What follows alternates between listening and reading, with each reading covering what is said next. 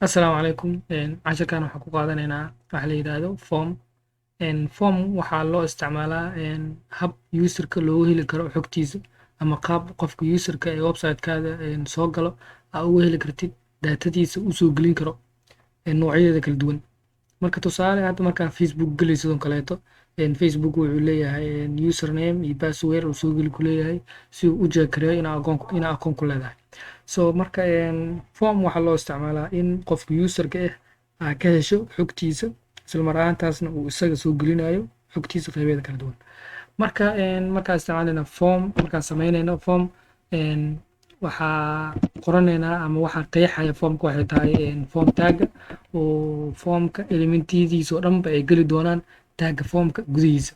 Marka taggan formka ah wuxuu qeexayaa formkeena dhammaantiisa. Marka formka gudaha usoo galno waxa koowaad fiirinaynaa waxay tahay elementiga ugu muhiimsan formka oo ah input tagga. Inputkan wuxuu leeyahay inputka qeybo kala duwan uu leeyahay hadba wuxuu ku xiran tahay attribute-ka markaas uu isticmaalayso inuu inputka yahay password inuu yahay input name la soo gelinayo inuu yahay inputka userka wax kala dooranayo waxyaabo badan oo loo soo bandhigo oo dhammaantoodba isla wada fiirin doono. Marka midda koowaad aan qorayna waxay tahay input type-kiisa yahay text. Marka fiirino input type-kiisa text waxa inoo soo baxay hal field ama hal god oo dheer oo wax la soo gelin karo qofka wuxuu doono ku soo qori karo. Axmed marka isla mar ahaantaasna qofka userka wuxuu doono markaas uu soo gelin karo. Marka inputkan koowaad marka isla fiirino inputkan hadda wax macnaa uma taagno oo waxa waaye hal field yar uu qofku wax soo gelin karo. Marka hadda meeshan wax la gelinayo ma caddo. So marka si u cadeyno wax la soo gelinayo toole inaan qoraal ku qorno waayo oo dhahno waxa soo geli ama waxa soo geli. Tusaale waxa dhigi kartaa name aa dhigi kartaa magac oo kale dhigi kartaa uu san noqonaysa. Marka hadda inputkan hadda waxa u fahmaysaa in laga rabo magac inaan soo gelisid because of meeshan aan ku qeexnay waxa la soo gelinayo. Laakiin marka waxa la isticmaalaa wax la yiraahdo label wax la yiraahdo la isticmaalaa si markaas la iskugu xiro inputkan textiga maxaa la yiraahdaa inputkan iyo magaca si loogu sameeyo si linked la iskugu sameeyo oo la iskugu xiro waxaa la sameeyaa marka in la isticmaalo label oo formkana uu aad u yaqaano labelka tagga labelka ah. Marka hadda marka dhahno name marka hadda dhahno marka uu isla sida wax isbedel ma ka dhaxeeyo laakiinse waxa u sameynaynaa attribute uu yiraahdo for oo markaas macnaha uu labelkan wuxuu u taagan yahay macnaha oo aan name u sameyno so name-kana sidoo kale aan ku xirno inputkaas uu markaas ka turjumayo labelka oo ah input textigan. Input textigan waxa u sameynaa waxay tahay id waa isagana waa leenahay name isagana oo isku magac ka dhigan. Marka hadda labadooda xiriir ka dhaxeeya labelkan iyo inputkan way is yaqaanaa marka hadda maxaa yeelay waxa ka wada dhaxeeyo id iyo for. Marka labelka waxa loo isticmaalaa for halka inputka maxaa la yiraahdaa tag inputka loo isticmaalo id. Marka maadaama isku name wataan marka labadooda marka hadda isku xirmayaan oo labelkan hadda wuxuu ogaanayaa inuu inputkan uu ku xiran yahay. Marka hadda marka u nimaano aan ku dhufanayno name-ka waxa uu isbedel ma dhicin balse hadda waxa tagiis in ay la mid tahay in input ku dhufano oo hadda name-ka dul tagno oo name-ka jab ku siino waxay la mid tahay anoo god ku dhufano oo cursor-ka soo baxayo si aan ugu qorno si aan xog ugu qorno. Marka tagga labaad qorayna wuxuu yahay marka waxa isticmaalaynaa tagga labaad qorayna marka wuxuu yahay input kale inta qoranayna isagana ka turjumayo email oo kale type email. So markaas dhahno waxa noo soo baxay isla same guda inoo soo baxay oo kan waxba ka duwaneen. So kan waxa dhahna text yaa dhahnay kan waxa dhahnay email aa dhahnay haddana waxa inoo soo baxday isku qaab inoo soo baxday isku qaab oo input inoo soo baxday oo mid walbaba text lagu qori karo sidoo kalena text lagu qori karo. Marka waxa sameeynaa kan isagana si aan macno ugu sameeyno oo markaas inuu email yahay waxa ku qoranaynaa label isagana ku qoranaynaa. So waxaan leenahay labelkan email kaleeto. So markaas dhahno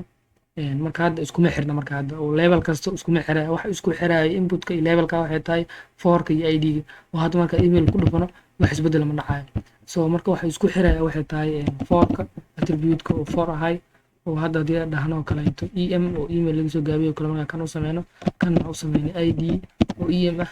marka hadda linkii hadda waxa ka dhexeeya marka xiriirka ka dhexeeya marka labadooda hadda isku xirmayaan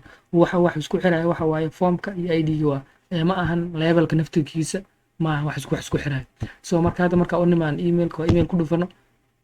kaasarka ay noo furmo inputka oo rabo inaan qoraal soo gelino marka labadooda marka si laba sar ugu kala dhigano waxaan sameynaynaa inaan BR gashano dhexdooda taggan BR waxa waaye break line waaye oo new line ka bilaabaya wixii ka dambeeya so markaan save dhahno labadooda waa kuwaana name iyo email marka muxuu ugu duwan yahay marka hadda inputkan waxaa dhahnay email aan qornay midkan kalena typekiisa text ka dhignay midkan kalena typekiisa email ka dhignay haddana waxaa noo soo baxday isku si oo waxay noo soo baxday laba xabo oo isku mid ah oo mid walba wax lagu qori karo marka micnaha guuda waxay tahay in typekan email markuu yahay uu browserka ula dhaqmayo qaab email ah uu browserkana jeegareynayo in maxaa la yiraahdo emailkaas uu valid yahay wuxuu leeyahay macnaha shaqooyin oo ka hooseeya jiro inputka uu markaas browserka qabanayo isagoo fiirinayo typeka markaas type markuu text yahay wax uu macnaha oo jeegareysa malaha wax hadda geli karta qoraal number magac wax uu validation ma lahaanayo laakiin marka email isticmaalo typeka markuu email yahay browserka ayaa wuxuu ula macaamultamaya qaab uu email ula macaamultamaya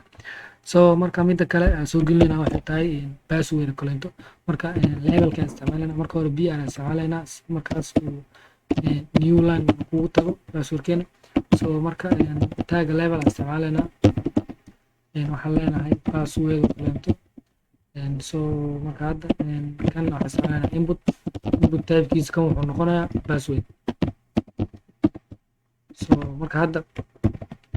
hadda fiirino passwordka so marka labadooda iskugu xirno midkan waxa uu sameynayna for pass oo kale kasoo gaabe midkan kalena waxa uu sameynayna ID pass so marka hadda labadooda uu isku xiran yihiin so marka hadda markaa fiirino passwordka wuxuu ugu duwan yahay waxay tahay markaa qori maagno wuxuu noo soo saaraya dhibic madow ah oo waxaan qorayno actually waa tusaya so that's waxa waaye passwordka loogu talagalay in markaas userka wuxuu qoraayo aan la arki karin isaga xataa uusan arki karin marka typeka inputka markuu password yahay isagana waxaa loola macaamultamaya qaab uu password marka hadda intaan waxa wada aragno waa input waaye laakiin inputka wuxuu leeyahay dhahnay variation kala duwan ama qaybo kala duwan uu leeyahay isagoo markaas ay ku xiran tahay dhahnay attribute-ka oo type-kii ku xiran tahay marka type-ka typekan waxa waaye text waaye typekan kalena waxa waaye email waaye typekan kalena waxa waaye password waaye so mid walba farqiga u dhaxeeyo intaas waa macnaha oo mid walbaba wuxuu ula dhaqmay input walbaba wuxuu qaadanaya hadba typekiisa nooca uu yahay oo typekiisa markuu yahay text ana markuu email yahay typekiisa browserka wuxuu ula dhaqmayaa inputkan qaab email ahaan ah markuu inputkiisa uu typekiisa dhehe uu yahay password yahay inputkan browserka wuxuu ula dhaqmayaa qaab password ahaan ah so marka intaan soo wada aragnay macnaha wax kala sameynana waxay tahay wax la yiraahdo radio buttons maxaa la dhahaa macnaha waxaa la dhahaa in options lagu soo bandhigo ama waxyaabo oo lagu soo bandhigo oo aad mid kaliya dooran kartid bis oo aadan laba xaba xataa aadan dooran karin marka midkan wuxuu noqonayaa macnaha kana isticmaalno BR-ka oo isticmaalno so isagana sidoo kale wuxuu noqonayaa input noqonayaa so level u sameynayna marka hore levelkeena wuxuu noqonayaa rad oo kale kasoo gaabay midkaana waxaa leedahay gender so marka hadda markaa seef dhahno qoraal aynoo soo baxay oo gender oo kale ah marka waxaan sameynaynaa inaan dhahno inputkan typekiisa wuxuu noqonayaa radio marka ID u sameynayna isagana si aan ugu xirno levelkeena rad oo kale kasoo gaabinaynaa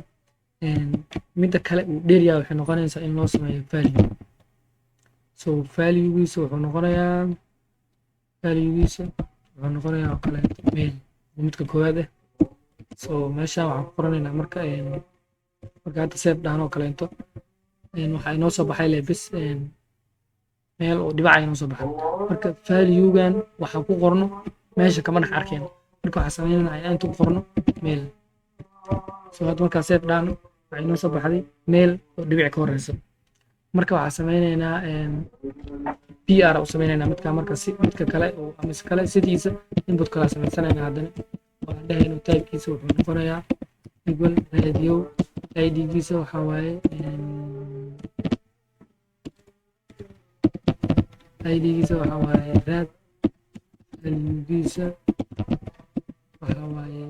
female waaye kan, midkaana waxa waaye female. so mid kala sameeynaa isagana saddexda camal aan ka dhigaynaa si markaas aan mid kaliya u dooran karno. typekiisa waxa waaye dhahnay radio idgiisa raad, valuegiisa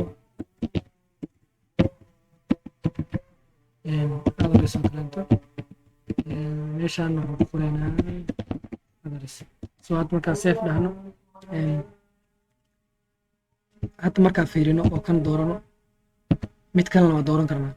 waxaana dhahnaa radio bottomka waa inuu ahaadaa mid keliya in la dooran karo, options lagu soo bandhigayo oo mid keliya laga dooran karo. marka waxay tahay marka waxaa la sameeyaa wax la yiraahdo name oo intoodaba group ka dhigayo, inta oo la dhahayo macnaha inputkan intooda mid kamid waa in laga dooran karaa. marka waxaa isticmaalaynaa attribute la yiraahdo name, attribute la yiraahdo name oo macnaha hal magaca uu sameeynaa iyaga dhan. marka intoodaba waxaa loo cadeynayaa macnaha browserka inay macnaha hal type oo radio button wada yihiin oo mid keliya la dooran karo bas. marka midkaana waxaa dhiganaa gender. marka mid walbaba waxaa u sameynaynaa marka namekaan oo kale u sameynaynaa mid walbaba waxaa dhiganaa macnaha mid walbaba wuxuu ka tirsan yahay groupka gender uu ka tirsan yahay inaan dheheyno ay lamid tahay gender. so marka hadda markaan safe dhahno waa u nimaano radio bottomkeena mid keliya ayaan dooran karnaa. hadda markaan fiirino kan ku dhufano waa kan kale ku dhufano wuu kasoo tagaya kan kale, midkan keliya umaanaa waa hadaaye laba xabo oo kale hadaaye iskula dhufsan, laakiin hadda mid keliya ayaan ka dooran karnaa inta naloo soo bandhigo. marka hadda male inaan doorano ama inaan female doorano ama inaan address doorano, option labaad ma dooran karno. so midaas macnaha waxay ku suurtagelaysaa inuu name u sameysid oo nameka uu kaga wada saman yahay. marka hadda macnaheeda waxa waaye typeka inuu radio yahay oo waxa waaye in oo option la dooranayo ay tahay dhibic oo mid keliya laga dooranayo.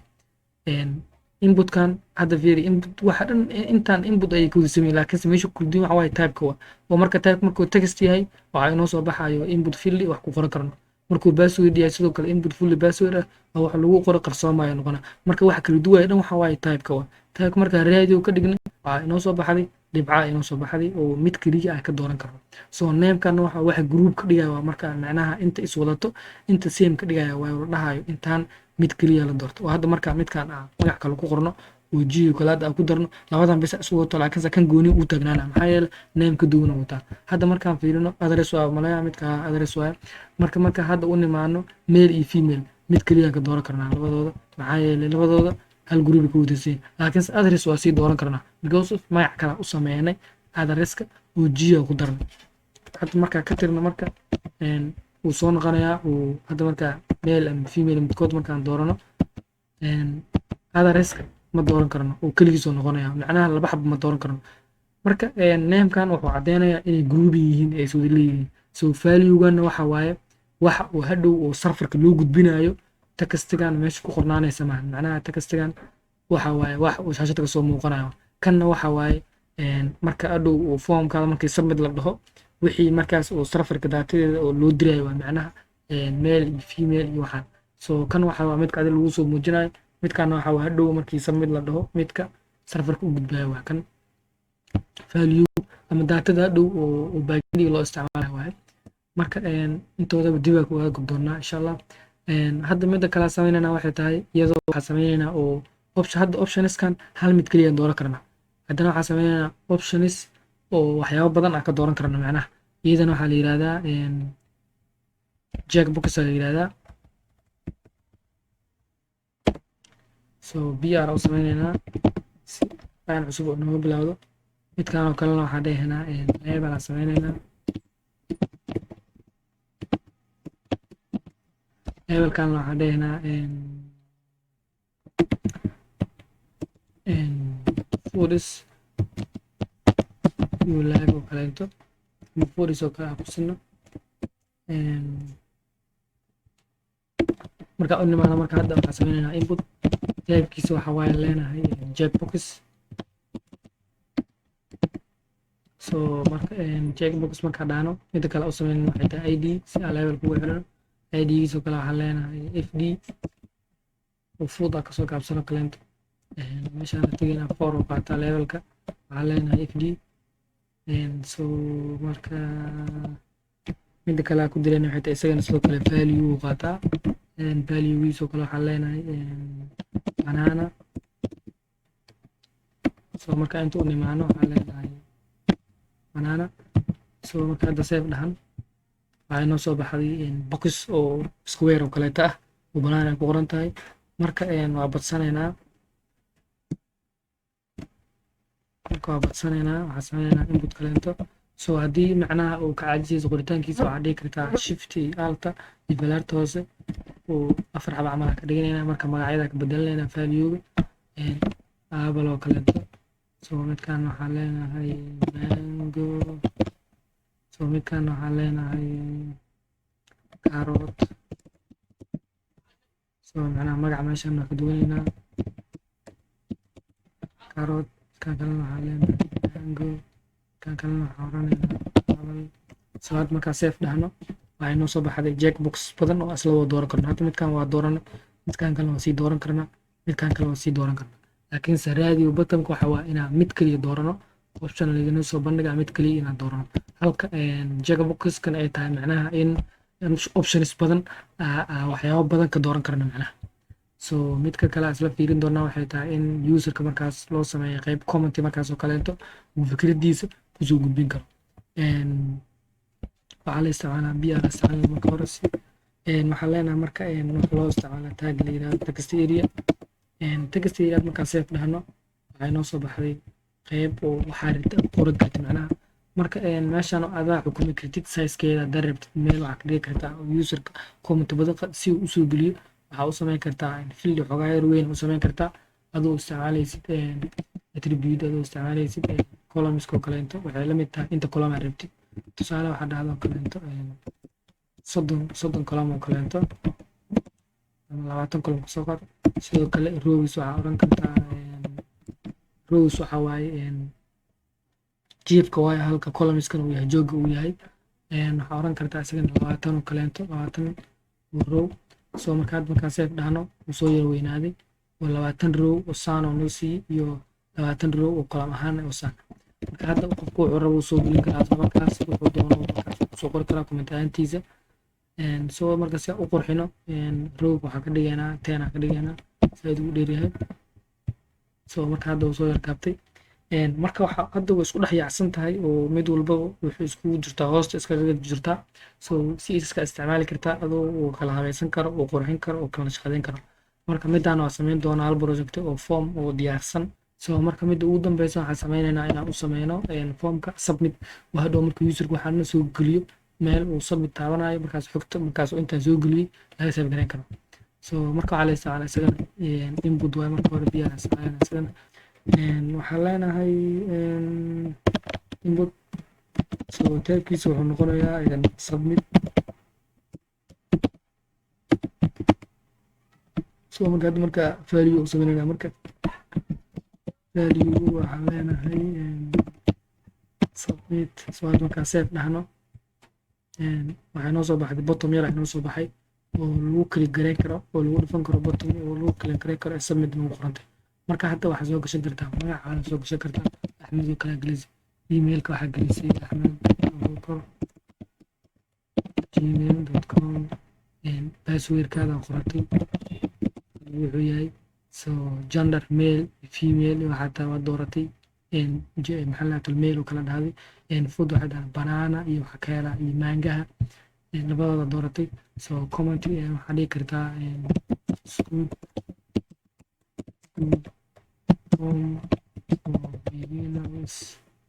so waxaa doonta geli kartaa markaas actual commentiga then submit so formkeena maanta intaanu ku egyahay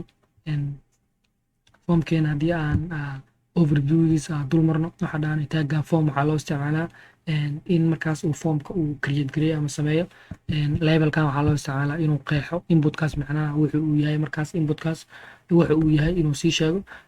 forkanna iyo idganna waxay isku xirayaan inputka iyo labelkii markaas ay isku xirayaan halka labelka uu isticmaalo for inputkan uu isticmaalo id isla markaasna the same text ay noqonayso macnaha isku magac inay ahaadaan id-ga iyo maxaa la telefoonka. So br kan waxaa dhaanay inuu markaas line cusub inoo sameynayo. Levelkan kaleetana sidoo kale level same ay ka yihiin. So typekan markuu input typekiisa markuu email yahay macnaha browserka wuxuu ula dhiil gareynaya ama ula dhaqmaya sida email markaas uu verify gareysanaya inuu markaa emailkan uu jiro uu jagareynaya browserka validationkiisa. So password markaa u nimaana dhahnay input typekiisa markuu password yahay wixii lagu qoro lama arki doono oo browserka qarin doono markaas. So radio bottomkana waxaa loo isticmaalaa dhahnay in options badan mid kaliya ka dooran kartid. Sidoo kale into jagabooks waxaa loo isticmaalaa in options badan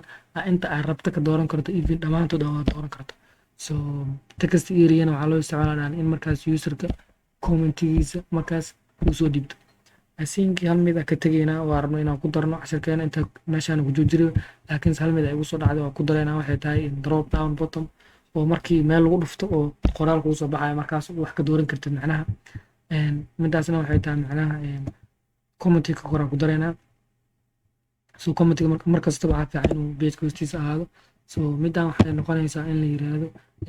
select isticmaalena wax la yiraahdo tag select. So select markaa dhahno then waxaa leenahay kale option ma sharxi doonaa mid walbaba waxay u taagan tahay. So عشان valuegan waxaa ka dhigaynaa marka hore optionkeena oo kale waxaa leenahay optionkan waxaa ka dhigaynaa location oo kale ka dhigaynaa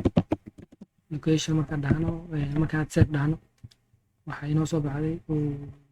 waxaa sameynay in macnaha select ka bacdi waxa uu sameeynaa br si markaas uu text area hadda geeso ka bilowdo si markaas hoostiisa ugu bilowdo markaan set dhahno markaan set dhahno macnaha kana iska gansan hadda marka text area hoos u degay. So markaan ku dhufano location markaan saan ku dhufano waxay noo soo furmayso falaaro leeyahay waxay noo soo furmayso qoraal markaas hoos ku jiro. Marka waxaan sameynaynaa option badan aan sameynaynaa haleen oo kale into Hargeysa option kale aan sameynaynaa Hargeysa option kale aan sameynaynaa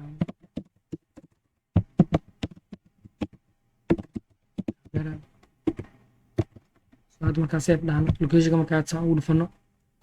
waxay noo soo baxday wax la kala dooranayo Hargeysa Muqdisho iyo Berbera oo la kala dooranayo hadba midkaa doontid. So midkan waxaa la drop down oo kale la yiraahdaa laakiinse waxa waaye select tags iyo options waaye. So marka select tagan wuxuu inoo sameynayaa drop down midka inoo sameynaya waaye halka optionkana macnaha ay tahay wax markaas gudihiisa ku jiro oo optionkan waxa waaye marka hadda kan ku dhufan oo kaleeto